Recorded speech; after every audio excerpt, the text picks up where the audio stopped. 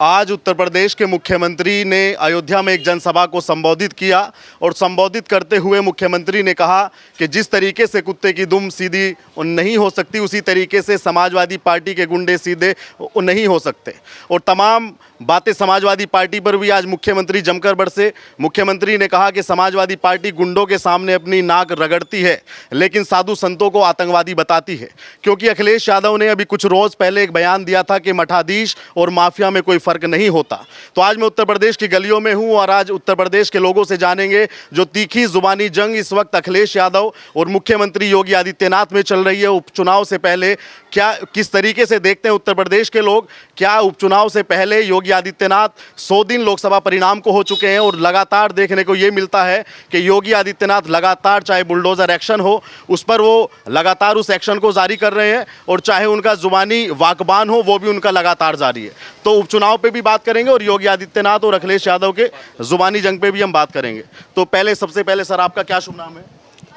कन्हैयालाल पार्षद जी, क्या कहना चाहेंगे सर? पिछले कुछ दिनों से देखने को मिल रहा है कि अखिलेश यादव और मुख्यमंत्री योगी आदित्यनाथ में जुबानी जंग बड़ी तीखी है, इसका कारण क्या है?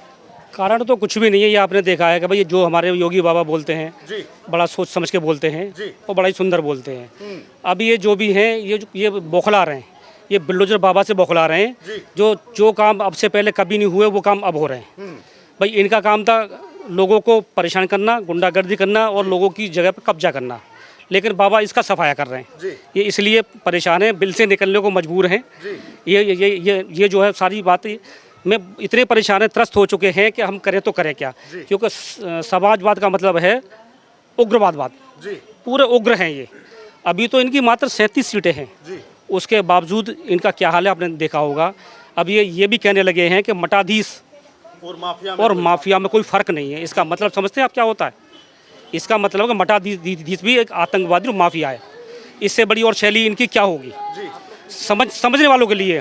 और जो हमारे योगी बाबा कहते हैं हमारे अपने लोगों के लिए कि बटोगे तो कटोगे, उनका सीधा संदेश है कि आप एक हो जाओ, समय आ गया है, अपनों को पहचानो, दूसरों को निवारो।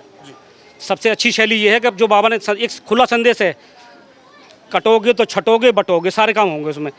एकत्र हो जाओ, अपने आप को पहचानो, एक तरफा जाओ, हिंदुत्व को देखो, हिंदुत्व को पहचानो। सनातन से अच्छा कोई धर्म नहीं है। चाहे अपने प्रति व्यक्ति कोई भी कुछ भी कहता रहे। जैसे कि देखो, समाजवाद में अखिलेश यादव पहले ठीक थे, लेकिन जब से वो छाया कांग्रेस की आई है ना, अच्छा, जैसे जो जैसे छाया कांग्रेस की आई है तो बदलाव ऑटोमेटिक काली छाया इनके ऊपर भी आ गई है। उनको यही पता नहीं है मुझे क्या कहना है क्या नहीं कहना चाहिए। वो सीधे को उल्टा बोलते हैं, हर सीधे को उल्टा बोलते हैं। अब इससे ज़्यादा उल्टा क्या बोलेंगे कि मठाधीश और माफिया। अब आप खुद समझदार हैं। धन्यवाद जी।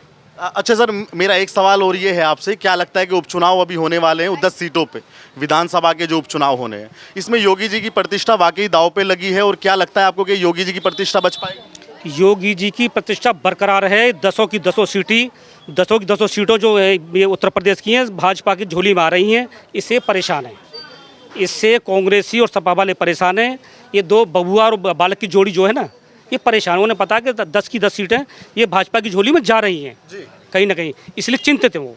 आप कह रहे हैं कि समाज में सुधार करने के लिए योगी जी बुलडोजर एक्शन करते हैं या जो भी कुछ करते हैं, लेकिन अखिलेश जी कह रहे हैं कि हार की खिसियाट में जो 33 सीटें जो भाजपा ने उत्तर प्रदेश में लोकसभा चुनाव में पाई, उसको लेकर योगी जी बौखला गए, इसलिए बुलडोजर और ये तमाम ये बयान सयान दे रहे हैं। नहीं, देखो ऐसी बात नहीं है। अगर मैं अपनी जगह ठीक हूँ, आज तक मेरे पास तो कोई बुलडोजर आया नहीं। मेरे बगल में वो कलीम है, अहमद है, जो भी सब रहते हैं, आज तक उनके पास तो कोई बिल्डर आया नहीं। बिल्डर किसके पास जाएगा?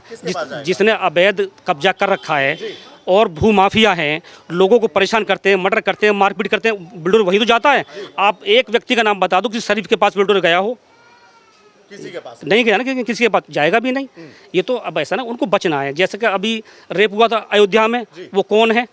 समाजवादी पार्टी का नेता मोइन खान इतना करीबी है कि उसका दिन निकलता है तो समाजवादी पार्टी के मुखिया अखिलेश यादव के घर में निकलता है, रात्रि होती है तो वहीं होती है। अब इनमें इसलिए बौखलाहट है कि जितने भी माफिया निकल रहे हैं सबका संबंध समाजवाद से ही क्यों है? क्या लगता है कि समाजवादी पार्टी से ही सबका संबंध क्यों है? वो पार्टी है या क्या है? पार्टी नहीं, ये माफिया को पैदा करने वाली एक पार्टी है। सारे माफिया इनके ही पैदा करे हुए हैं। फर्क इतना है कि आज भी वो ये समझते हैं कि हमारी 37 सीट आ गई तो हमारी गवर्नमेंट बन गई, इसलिए अब वो बिल से निकलना शुरू कर दिया है। अभी तो मात्र 37 हैं, तब उनका ये हाल है। बाई द वे, गलती से अगर 50 को प्लस कर जाते ये, तो मैं करूँ आतंक मचाते ये उत्तर प्रदेश में आतंक। लेकिन अब कुछ लोग समझ गए, जो इनको कुछ लोगों को बहका दिया कि भाई 1 लाख रुपए साल के आएंगे, 1 लाख रुपए साल के आएंगे, वो खटाखट में फटाफट हो गया है, खटाखट में फटाफट हो गया है। कुछ लोगों को इन्होंने बहकाया जो कि हाँ, इसमें हमारे कुछ विधायक मंत्रियों की या हमारी सरकार की कुछ कमियां हैं, जो उन्होंने शब्द बोला कि भाई ये भाजपा वाले आरक्षण ख़त्म कर देंगे, उसको समझा नहीं पाए हमारे लोग उसको समझा नहीं पाए कि ये कहाँ बोल रहे हैं। उन्होंने समझा ऐसे ही छोटा मोटा शब्द कहा है, कोई बात ही खत्म हो जाएगा, लेकिन उन्होंने झूठ को ऐसा सच पैदा कर दिया जैसे मानो बिल्कुल सच बोल रहे हैं। जी, मेरा एक सवाल और आपसे ये है कि राहुल गांधी जो इनके सहयोगी दल हैं, अब कांग्रेस से इनका गठबंधन है, क्या लगता है कि राहुल गांधी ने अभी अमेरिका में कहा कि आरक्षण हम सटीक समय पर ख़त्म करेंगे जब समय आएगा, तो क्या लगता है आरक्षण का जो मुद्दा था वो उल्टा राहुल गांधी पे पड़ जाएगा? भाई साहब, उल्टा पड़ नहीं जाएगा, उल्टा पड़ गया कि सच्चाई इनकी सामने आ गई है, सच्चाई स्वयं सामने आ गई है। अगर ये भाजपा को बदनाम करते हैं कि ख़त्म कर देंगे, जब भाजपा किसी ने नहीं कहा कि हम आरक्षण खत्म कर, किसी ने बोला है? किसी ने नहीं बोला। ये स्वयं बोलते हैं, अपने आप झूठ बोलते हैं, और अपने मुँह से साफ आ गया कि अगर सब लेवल का जब जिस दिन आरक्षण के हिसाब बन गया तो हम ऑटोमेटिक ख़त्म कर देंगे। तो इसका मतलब क्या है भाई? उनकी मंशा साफ आ गई नहीं, उन्होंने स्वयं बोल दी अपनी मंशा स्वयं बोली है कि हम आरक्षण खत्म करेंगे और भाजपा को बदनाम करेंगे। ये दो युवा जो अपने आप को कहते हैं अखिलेश जी और राहुल जी, क्या योगी आदित्यनाथ की छवि पे भारी पड़ेंगे? उनसे भी बात करेंगे। योगी आदित्यनाथ की छवि पे दो की वजह 10 हो जाए, कोई फर्क नहीं पड़ेगा। क्या बात कर रहे हैं? रियली बता रहा हूं, कोई फर्क नहीं पड़ेगा। 10 का भी कोई फर्क ये बबुआ और पप्पू जो नाम रखे हैं बिल्कुल ठीक रखे हैं, जो शब्द बोलते हैं उल्टा ही बोलते हैं, ढंग का कुछ नहीं बोलते। जी सर, आप भी यहाँ पे आइए। सर, आपका शुभ नाम पहले? मधुकर त्यागी नाम है मेरा। जी भाई साहब, क्या कहना चाहेंगे? आजकल बड़ी जुबानी जंग, बड़ी तीखा हमला अखिलेश जी योगी जी पर, योगी जी अखिलेश जी पर, ये क्या चल रहा पूरे उत्तर प्रदेश में? देखिए, सबसे पहले समझने की जरूरत तो ये है कि योगी जी ने जो अभी कहा है समाजवादी को लेकर, वो आपको पता ही है, और वो एक मुहावरा है, और मुहावरा वो 100% ठीक है। अब बात करें कि इस तरीके से इन लोगों के अंदर बौखलाहट क्यों है, कि आप समझें कि यूपी के अंदर हमारी जो सीटें कम आई हैं उसको यह अपनी जीत का सेहरा बांधने की कोशिश कर रहे हैं। 543 सीट में से यदि सारा कहते हैं ना कि कहीं की ईंट कहीं का रोड़ा, और भानुमति ने कुनबा जोड़ा, और कुनबा जोड़कर भी इतना सारा तमाशा करने के बावजूद भी एक सूक्ष्म संख्या में यदि आते हैं तो उसको अपनी जीत समझते हैं और मिठाई बांटने का काम करते हैं। तो वो कोसों दूर हैं उस वाले आंकड़े से जिसको ये कभी छू भी नहीं पाएंगे। जी नहीं, अखिलेश यादव लगातार योगी जी के बारे में अभी कुछ रोज पहले कहा कि जो मठाधीश में और माफिया में कोई फर्क नहीं होता, ये क्या संकेत है? भाई साहब, समझने की जरूरत ये है कि जब हम किसी चीज़ की तुलना करते हैं तो दोनों के कार्यकाल को देख लें। समाजवादी गवर्नमेंट का कार्यकाल कैसा था और बाबा जी का कार्यकाल कैसा है। समाजवादी में माफियाओं को पनाह दी जाती थी, और वो माफिया, ये विधानसभा में भी हमारे योगी जी ने कहा है कि जो माफिया हैं उनको मिट्टी में मिला दिया जाएगा, और आज कहीं ना कहीं वो उन्होंने जो कर्म किए हैं वो आज मिट्टी में मिल गए हैं। और ये प्रदेश कहीं, जो हम यूपी का नाम दिल्ली में जैसे ही बॉर्डर क्रॉस करते थे तो लोग कहते थे कि भाई यहाँ वहाँ तो गुंडे और बदमाशों का, तो यहाँ लोग आने से भी डरते थे।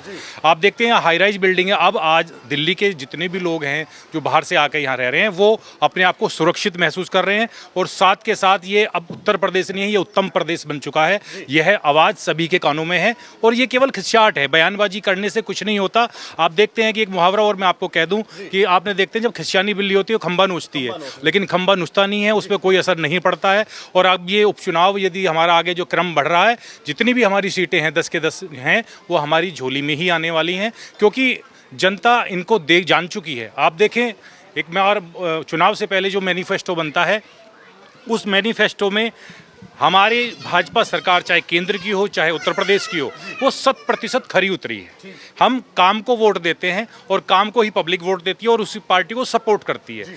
अब इनका मैनिफेस्टो पे जाते हैं, कहते हैं जी 1 लाख रुपए आपके खाते में आएंगे, 88,000 रुपये ऐसे होगा, बॉन्ड भर दो जी, संविधान को ये पलट देंगे। तो लोगों को गुमराह करने का कार्य भी समाजवादी और अन्य जो दल बना है, वो दल नहीं है, मैं तो दलदल कहूँगा, वो दलदल है, और उस दलदल में जो गया है वो फंस रहा है। और कहीं ना कहीं यदि उभरना है, यदि राष्ट्र के लिए हम आगे बढ़ना है, तो हमें विकसित भारत का सपना कभी सोच सकते थे हम? अब 2029 आते आते हम कहीं ना कहीं अर्थव्यवस्था में भी 5वें स्थान पर, हम 3रे स्थान पर आ जाएंगे और 2047 में हम विकसित भारत में खड़े होंगे। क्या लगता है कि जैसे आप कह रहे हैं कि 10 की 10 विधानसभा सीटें जो उपचुनाव होंगे वो आप यानी कि भाजपा जीत जाएगी, जैसे अखिलेश जी ने अभी 37 सीटें पाई समाजवादी पार्टी ने, तो उसके अनुसार तो विधानसभा उस पर ज़्यादा बैठती है, तो आपको भरोसा, विश्वास क्यों है? भरोसा इस वजह से है कि झूठ भाई साहब कभी टिकता नहीं है, और झूठ इन्होंने 2 तरीके से बोला था। एक तो ये था कि जी हम आपको पैसा देंगे, क्योंकि देश की भोली भाली जनता को पैसे से नहीं खरीदा जा सकता, उनको रोजगार दीजिए, काम दीजिए। और आज आप देखते हैं, आप जहां खड़े हैं ये वो क्षेत्र है जो इनकी गवर्नमेंट में यदि यहाँ का कोई प्रत्याशी जीता होगा तो यहाँ पानी बहता होगा, और आज आरसीसी के ऊपर आप खड़े हुए हैं।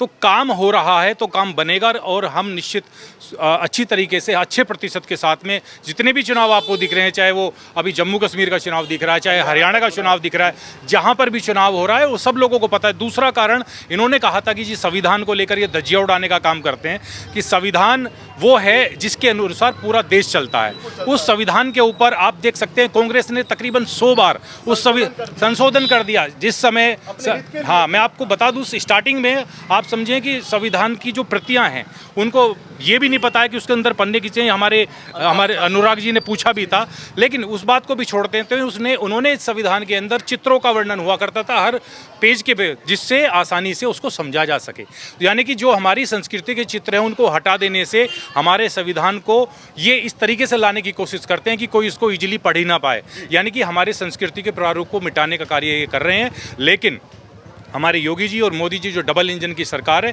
हमारा संस्कृति भी, सभ्यता भी और संस्कार तीनों बचेंगे और ये देश विकसित राष्ट्र बनकर रहेगा। क्या लगता है कि मुझसे किसी समाजवादी पार्टी के एक व्यक्ति ने ये कहा कि अगर योगी जी बुलडोजर चलाना छोड़ दे तो उनकी जीत बहुत बढ़िया होती? क्या लगता है कि बुलडोजर का कोई साइड इफेक्ट मिल गया? भाई साहब, बुलडोजर का तो साइड इफेक्ट नहीं है, मैं तो कहता हूँ ये अच्छा इफेक्ट है। और बुलडोजर किस किस पर चला है वो आप उठाकर देख सकते हैं। जिसने भी अति की है तो उसके ऊपर बुलडोजर चला है, और वो असंवैधानिक कार्य होंगे जिसको बुलडोजर उनके घर पे पहुंचा है, उनका घर तोड़ा गया है, जो भी कुछ है, तो कहीं ना कहीं उन्होंने वो कानून को अपने हाथ में लेने की कोशिश की है। और माननीय योगी जी ने सही तरीके से कानून का पक्ष लेते हुए जो ठीक हुआ है वो उनके लिए कहा। बुलडोजर समाज के अंदर जो अराजक तत्व हैं या गुंडागर्दी है उसको मिटाने का कार्य बुलडोजर कर रहा है। और बुलडोजर तो मैं ये कहूँगा, बुलडोजर एक इस तरीके से मान सकते हैं आप, भगवान श्री कृष्ण का चक्र था सुदर्शन, तो ये सुदर्शन ही चल रहा है। जहाँ पर भी असत्यता दिखेगी, असत्यता अपने परम चरम पर पहुँचेगी, वहाँ बुलडोजर पहुँचेगा। क्या अखिलेश यादव ने एक बयान ये भी कहा कि जब 2027 में सरकार पलटेगी तो सारे बुलडोजर हम गोरखपुर की तरफ भेज देंगे? भाई साहब, बात यह है कि उनके पास अब कहने के लिए कुछ बचा नहीं है। इन्हीं बातों में से निकाल कर बुलडोजर वहाँ वापसी भेज देंगे। और मैं आपको बता दूं, बाबा जी ने कहा था कि हम संसद में क्यों हैं, हम विधानसभा में क्यों हैं? हम विधानसभा में इसलिए हैं कि यदि राजतंत्र के अंदर यदि जरूरत पड़ती है तो जब कोई साधु सन्यासी अब राज के लिए आ जाता है तो उसमें सुधार का कार्य होता है। और वो कहते भी हैं कि एक हाथ में माला और दूसरे में भाला, इस प्रकार से शासन चलाने का कार्य हमारे योगी जी कर रहे हैं। सर, क्या कहना चाहेंगे? आज योगी जी ने कहा कि समाजवादी पार्टी और कांग्रेस के अंदर जिन्ना की आत्मा घुस गई है। देखो, आत्मा तो ऐसी घुसी हुई है कि जो इनके संभल में भी नहीं आ रही है, क्योंकि इन्हें थोड़ा सा टुकड़ा मिल गया है जी। उस वजह से बुखला गए हैं ये, और ये चाह रहे हैं कि गुंडों को बढ़ावा दिया जाए और बढ़ाया जाए, बिल्डोजर बंद कर दिया जाए। लेकिन गुंडे बगैर बिल्डोजर के कम नहीं होंगे, गुंडागर्दी खत्म नहीं होगी बगैर बिल्डोजर के। लेकिन वो तो कह रहे हैं कि पीडीए बनाया, पिछड़ा दलित आदिवासी की बात तो समाजवादी पार्टी कर रही है, योगी जी करते कहाँ हैं? वो तो कह रहे हैं कि योगी जी तो बस बड़े बड़े आदमी को देखते हैं। नहीं, योगी जी बड़े को नहीं देखते, बड़े गुंडों को देखते हैं। अच्छा, हाँ जी, बड़े गुंडों को देखते हैं वो छोटे गुंडों को नहीं देखते जी। गुंडे को पकड़ते हैं, गुंडे की माँ को पकड़ लेते हैं जी, और उस पर ही बुलडोजर चलता है। अखिलेश जी कह रहे हैं कि बुलडोजर का तेल खत्म हो चुका है, अब इसको मरम्मत की आवश्यकता है। मरम्मत तो खुद ही हो जाएगी जब बिल्डोजर चलेगा मरम्मत तो होती रहेगी। कह रहे हैं बुलडोजर का तेल ही खत्म हो गया है। तो तेल खत्म है क्या बुलडोजर का? तेल खत्म तो जिंदगी में नहीं होगा। ये क्या कहना चाहेंगे ताऊ जी? आप उम्रदराज व्यक्ति हैं, इन सबसे ज्यादा सरकारें देखी होंगी, योगी जी कैसे शासक हैं? बहुत बढ़िया काम करा रही हूँ। क्या बढ़िया लगा? सबसे बढ़िया? बहुत बढ़िया।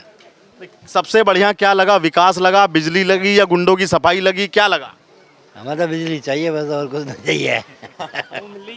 वो मिल रही है, देख लो। क्या कहना चाहेंगे सर, योगी आदित्यनाथ और अखिलेश यादव लगातार एक दूसरे पर हमलावर हैं और अभी उपचुनाव भी होने वाले हैं, ये हार की खिसियाट योगी जी के अंदर है या जोश है ये उनका? इनका जोश है जी, जी योगी जी का जोश है। बीजेपी आनी है बीजेपी आनी है जी। इस बीजेपी के राज में 24 घंटे की आपूर्ति इन्हीं के राज में हुई, आज तक नहीं हुई। गाजियाबाद में 24 घंटे की जो बिजली हुई है गाजियाबाद में, इन्हीं के राज में हुई है जी बीजेपी की। आज तक किसी ने सुनवाई नहीं करी। सबसे नंबर 2 यहाँ पे बहन बेटी सब सुरक्षित है इनके राज में। अच्छा, हाँ, क्या पहले सुरक्षित नहीं? नहीं थी जी। आप इस टाइम चल जाओ, कोई दिक्कत नहीं है कहीं भी। पहले क्या समस्या थी? पहले तो जी आतंक था पूरा, अब तो कोई दिक्कत नहीं है, अब तो भय मुक्त है उत्तर प्रदेश। किसकी सरकार में था ये भय जो आप बता रहे हैं कि माता बहनों के साथ भी होता है? सबसे ज़्यादा समाजवादी पार्टी की थी जी। लेकिन अखिलेश जी तो योगी पे आरोप लगाते हैं कि इनकी सरकार में गुंडागर्दी। कुछ भी झूठा आरोप लगा ले जी। जैसे जो ना अब इनका जादू चल गया था, कोई बात नहीं, संविधान खतरे में है तो जादू चल गया, 1 लाख रुपए मिलेंगे। अब जो ना लोग बाग समझ रहे हैं उस चीज़ों को। अब समझ गए जी। तो उपचुनाव में क्या लगता है, 10 सीटों पे उपचुनाव होने उत्तर प्रदेश के अंदर, योगी जी की प्रतिष्ठा का बहुत बड़ा सवाल है, प्रतिष्ठा बच जाएगी? बचेगी नहीं जी, वो तो आई हुई हैं सीट, 10 की 10 सीट आएंगी इतना कॉन्फिडेंस? जी। और एक बात और मैं कहना चाहता हूँ, वो कह रहे थे ओबीसी कि ये जो आतंकवाद हो रहा है या पत्थर मार रहे हैं, बलात्कार कुछ भी होता है कि माननीय सुप्रीम कोर्ट जो ना रोक लगाए, इनका घर न तोड़े जाए। माननीय हमारे योगी जी ने कहा कि पहले वो भी तो सुप्रीम कोर्ट से लाए आदेश, अगर गलत काम करेंगे तो मेरा बिल्डोजर बिल्कुल नहीं रुकेगा, क्योंकि उनके पास कहाँ से आदेश है गलत काम करने के लिए, माननीय सुप्रीम कोर्ट का आदेश। तो मैं जो ना अगर गलत काम करेगा तो मैं छोड़ूंगा नहीं किसी को भी। और शरीफ को ले कुछ नहीं है, बताइए, यहाँ कोई दिक्कत नहीं है हमारे यहाँ पे, कोई समस्या है? कोई समस्या नहीं है। तो अखिलेश को अभी पसंद कर रहे हैं लोग कि नहीं? जैसे अभी लोकसभा में 37 सीटें पाई, जी, वो तो जो बस जो गलती होगी लोग बाकी से थोड़ी बहुत गलती हो जाती है, गलत लोग अब उसको अपनी गलती मानते हैं। जी। तुमसे किसी ने कहा कि मुझसे गलती हुई कि मैंने कांग्रेस को वोट? मुझसे तो निकाह, पर जो सुनने में आ रहा है, जो देखते हैं टीवी पे हम, मैं थोड़ा बताऊं। यही आया कि 1 लाख रुपए देंगे जी हम आपको, संविधान खतरे में है। बस थोड़ा सा उन्हें भी उम्मीद नहीं थी, उनका जादू चल गया, झूठ बोल के जादू चल गया उनका बस। तो क्या लगता है ये राहुल गांधी की और अखिलेश की जोड़ी कोई करिश्मा करेगी? नहीं करेगी जी, नहीं करेगी। नहीं करेगी। करेगी कि नहीं पार्षद जी? जी ये घर बैठ जाएंगे दोनों चुनाव के बाद, घर बैठ जाए, बिल्कुल घर भी बैठ जाएंगे, दोनों अलग अलग हो जाएंगे। अब इनका जादू खत्म हो चुका है। फूट भी पड़ेगी। फूट पड़ी हुई है, निश्चित है। चुनाव खत्म होते ही फूट पड़ जाएगी, कांग्रेस अलग और सपा अलग। आप देख सकते हैं कि जो गठबंधन बना है, लोकसभा के चुनाव में जो गठबंधन बना था और उसने चुनाव लड़ा, वो केवल 3 त्रिकोण पे चलता था, समाजवाद, परिवारवाद, और वो समाज को पोषित करते थे अपने और परिवार को पोषित करते थे, और एक अपने केवल इस त्रिकोण से निकल नहीं पाते थे। लेकिन आप देख सकते हैं, माननीय योगी जी की बात करें, प्रधानमंत्री जी की बात करें, पूरे देश के अंदर यदि उनके टिकट वितरण के संबंध में बात करें तो हर वर्ग को सम्मान है। आप देखें संसद के अंदर 33% महिलाओं को किसने सम्मान दिया? इन्होंने दिया, भाजपा ने दिया। तो कहीं पर भी किसी भी एंगल को आप पकड़ लें, चाहे हमारे इंफ्रास्ट्रक्चर हो या गुंडागर्दी खत्म करने का तरीका हो या रोजगार का हो। अभी रोजगार मेले में हमारे उद्घाटन करने के लिए योगी जी आए थे, तो हर तरीके से उत्तर प्रदेश के अंदर ही नहीं पूरे देश के अंदर संपन्नता दिखती है। तो फिर कोई भी व्यक्ति, कोई भी मतदाता किसी दूसरी पार्टी पर क्यों डाइवर्ट होगा? सुनिश्चित ही भाजपा प्रचंड बहुमत के साथ में जीत दर्ज करेगी। क्या लगता है कि 27 के चुनाव पर ये जो उपचुनाव होंगे, इनका प्रभाव तो सीधा पड़ना ही पड़ना है और यहाँ से कुछ संकेत भी मिल जाएगा कि किस पार्टी जीत की ओर अग्रसर होगी 2027 में? क्या मानते हैं कि तीसरी बार सरकार का वापसी करना चैलेंज होगा 27 में? कोई चैलेंज नहीं है। कई बार हमारे देश की जनता बहुत ऐसी होती है, भोली भाली भी है, जिसको ये बरगला दिया जाता है कि आपका हक छीन लिया जाएगा। जैसा भी लोकसभा में इन लोगों ने फुग्गा छेड़ा कि भाई ठीक है, आपका जो संविधान है वो खतरे में आ जाएगा, आपका रिजर्वेशन खत्म हो जाएगा, दूसरा आपको पैसे मिलेंगे। अब कई बार ऐसा हो जाता है कि लोग इस चीज़ को सही मानने की कोशिश करते हैं, लेकिन वो उन्होंने स्पष्ट देख लिया है कि उनको केवल भ्रम में रखा गया था, झूठ की दिलासा दी गई थी, लेकिन लास्ट में जीत सत्य की हुई। आज जाकर विदेशों में बैठकर भी इस तरीके की बयानबाजी करते हैं कि हम रिजर्वेशन को ख़त्म कर देंगे।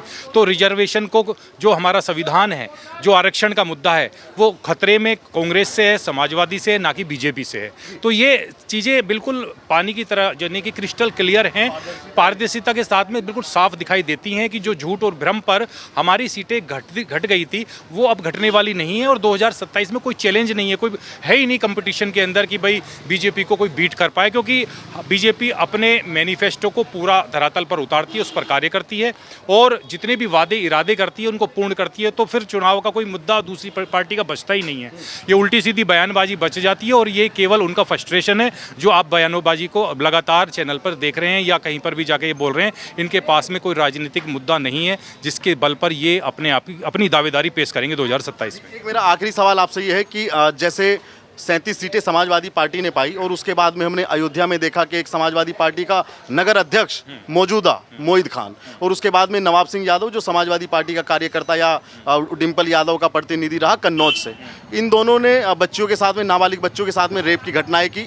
तो क्या इन घटनाओं के बाद भी वोटर्स का मन उत्तर प्रदेश में बदल गया कि समाजवादी पार्टी को किस संदर्भ में वोट दिया और परिणाम उसका क्या है? भाई साहब, आप समझ सकते हैं कभी भी इस तरीके की जब घटनाएं होती हैं, कुछ लोगों ने बताया भी कुछ नहीं कि पूरी देश की जनता जानती है कि समाजवाद पार्टी के अंदर कुछ इस तरीके के सामाजिक तत्व थे जो ना तो बच्चियों को देखते हैं ना कुछ देखते हैं। उनकी बहुत सारी वीडियो वायरल होती हैं, लेकिन इस तरीके की स्थिति में देखते हुए मैं तो कहूँगा कि उनको उनका राजनीतिक बहिष्कार के साथ में सामाजिक बहिष्कार भी कर देना चाहिए। और ये हमारे लिए कोई मुद्दा नहीं है, ये तो ईश्वर की एक कृपा है कि उनकी तस्वीर ओपन हुई है कि उनका चरित्र कैसा है। सफ़ेद कपड़े पहनने से कोई नेता नहीं बनता, वो सफ़ेद कपड़े के साथ में उसका चरित्र भी उसका सही होना चाहिए। तो यदि किसी के चरित्र पर इस प्रकार के दाग हैं तो मैं तो चाहूँगा कि वो कोई यदि राजनीतिक चेहरा बनकर यदि चुनाव में आता है तो उसको जूतों की माला पहनाकर, उसको वोट ना देकर जूतों की माला पहनाई जाए। ये तमाम उत्तर प्रदेश के लोगों की राय आपने सुनी और आप भी वीडियो पे अपनी राय रखिएगा और चैनल पर नए आए तो चैनल को सब्सक्राइब कीजिएगा। धन्यवाद।